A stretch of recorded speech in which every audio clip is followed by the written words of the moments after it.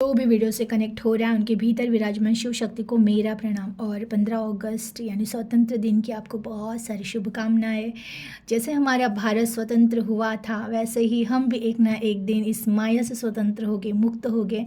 ये मैं महादेव जी से प्रार्थना करती हूँ कि सभी को मुक्ति दे, प्रदान करे और इस माया के चक्र से सबको मुक्त करे। तो चलिए देखते हैं आज महादेव जी की तरफ से आपके लिए कौन से गाइडेंस आए हैं, क्या कुछ है जो आज आपको जानना ज़रूरी है। प्लीज़ महादेव जी गाइड कीजिए। जो भी व्यूवर्स कनेक्ट हो रहे हैं आज आप इन्हें क्या गाइड करना चाहते हैं, प्लीज़ गाइड कीजिए। हर हर महादेव, ओम नमः शिवाय। अकेले आए थे अकेले जाना है, मोह का संसार त्याग कर, कर्म करते रहो फल की आशा छोड़कर, सही वक्त पर सोच से ज़्यादा मिलेगा। मन के अंदर जो जोत चल रही है उसे नाम से और तेज मिलता है। किसी को दुख दिया है तो वो वापस तो मिलेगा और सहना भी पड़ेगा। साधना का पहला चरण है इंद्रियों को साधना, क्योंकि जब इंद्रियां सध जाती है तब साधना पूर्ण होती है, फल की प्राप्ति होगी, धन लाभ होने वाला है। वाह वाह। आज के शुभ दिन पर आपको ये महादेव जी की तरफ से ब्लेसिंग्स मिल रहे हैं कि आपको कुछ ना कुछ कहीं ना कहीं से धन लाभ होने वाला है। अगर पैसों से रिलेटेड कोई दिक्कतें थी, पैसे रुके हुए थे, तो वो सारी प्रॉब्लम सॉर्ट आउट होते हुए आप देखोगे। यानी कि कहीं ना कहीं माँ लक्ष्मी का आपके ऊपर आशीर्वाद बरस रहा है। माँ लक्ष्मी आपसे बहुत ज़्यादा प्रसन्न है।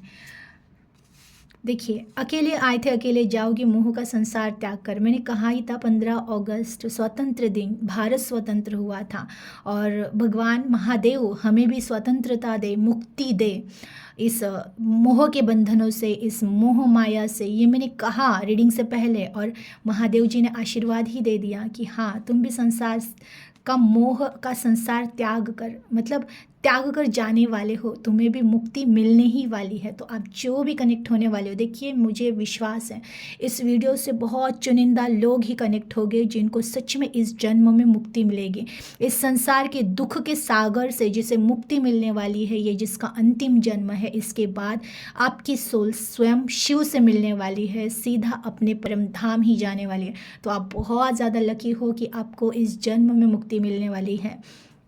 देखिए, अकेले आए थे और अकेले ही तो जाओगे, ये बताया है महादेव स्वयं बता रहे कि तुम जब आए थे इस धरती पे तो तुम्हारी सोल अकेली आई थी और जाओगे भी तो अकेले ही जाओगे और इस संसार का मोह त्याग कर। लेकिन इस जन्म में जब तुम जाने वाले हो ना, तो इस संसार का मोह त्याग कर जाओगे, क्योंकि कई जन्मों तक भटके हो, कई जन्मों तक देख लिया है कि संसार में सुख जहाँ पे ढूंढ रहे हैं वो कहीं है ही नहीं, वो स्वयं में है और वो केवल शिव के कनेक्शन में है। तो जो जिसे सच्चे सुख की वो लग गई ना, लत लग गई ना, वो इस मोह माया में टिकता ही नहीं है। आपको अगर पता है कि इस मोह माया में आपने देख लिया कि सुख ढूंढ रहे हो, जन्मों जन्मों तक देख लिया, ढूंढ लिया, कहीं पे सुख मिला नहीं, हर चीज़ परिवर्तन है। किसी से कुछ क्षण का बहुत प्यार मिल जाएगा लेकिन देखते ही देखते वो इंसान बदल जाएगा। पैसों से बहुत आनंद आने लगेगा लेकिन कहीं ना कहीं एक खालीपन आ जाएगा। फिर वैसे ही प्रॉपर्टी, बैंक बैलेंस, सब कुछ है, सब कुछ रहेगा, एंजॉय करेंगे, लेकिन फिर कहीं ना कहीं खालीपन आ जाएगा। यहाँ पे कुछ भी निश्चिंत नहीं है, जब सब कुछ परिवर्तित होता रहता है। तो इस संसार में सुख ऐसी कोई चीज़ या कोई ऐसी वस्तु नहीं है, वो जस्ट एज एक इल्यूजन है। इसकी प्रचिति कहीं ना कहीं आपको आ चुकी है और ये आपकी सोल कहते हैं ना डिमांड करके आई है कि इस जन्म में बस ये आखिरी रहे, जो कुछ भी कर्म है इस जन्म में बैलेंस हो और यहाँ से अब मुक्ति हो और मैं मेरे परम धाम चली जाऊँ।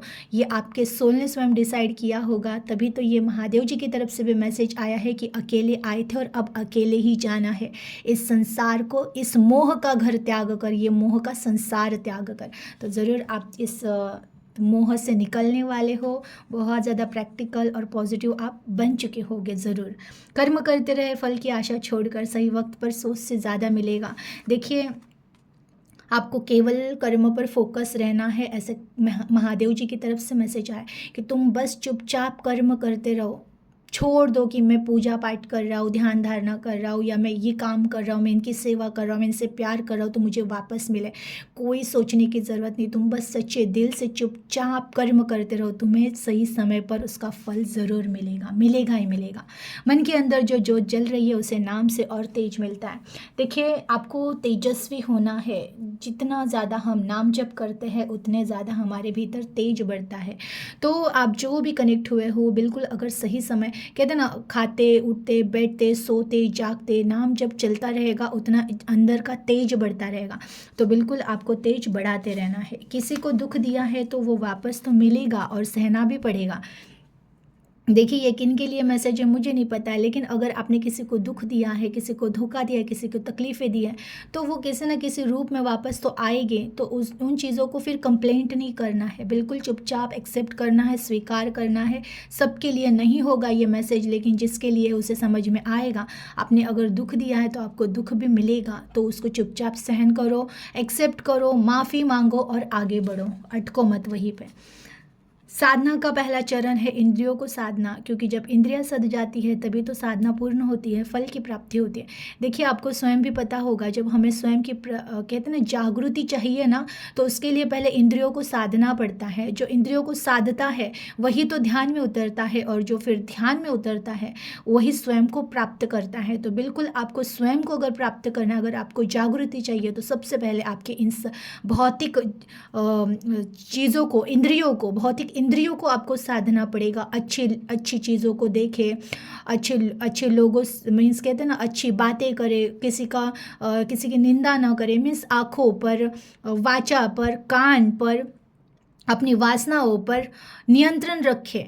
जो नियंत्रण रखता है इन पांच इंद्रियों पर, उनके ही साथ जीवन में ऐसे होता है कि उन्हें जागृति होती है। तो बिल्कुल अपने पांचेंद्रियों पर, जो भी पंच इंद्रियाँ है हमारी, कान, आँख, जिह्वा, मन और वासना, तो इन पर हमें ना हमेशा कंट्रोल रखना चाहिए कि जो भी हम स्पर्श, सॉरी, मन के जगह स्पर्श है कि स्पर्श भी हम अच्छी चीज़ों का करें। पूजा पाठ में जो हम साधन सामग्री है उसको एक अच्छी वाइब्रेशंस दे, तो स्पर्श भी अच्छी चीज़ों का करें। वासना में ज़्यादा विलिप्त न रहे, तो उन सब चीज़ों का ध्यान देना है बहुत ज़्यादा। जो इंद्रियों के पीछे हावी रहता है, जो वासनाओं के पीछे भागता रहता है, गंदी चीज़ें देखने में, गंदी बातें बोलने में, गंदी बातें सुनने में जो व्यस्त रहता है, वो जीवन में कभी उद्धार नहीं पा सकता है। तो बिल्कुल उद्धार अगर चाहिए तो अपने इंद्रियों को पहले साध लो, तब जाके आपको आपकी स्वयं की प्रचिति होगी, जागृति होगी। एनर्जी को क्लेम कीजिएगा, अपना ख्याल रखिएगा। Thank you. Her her Mahadev.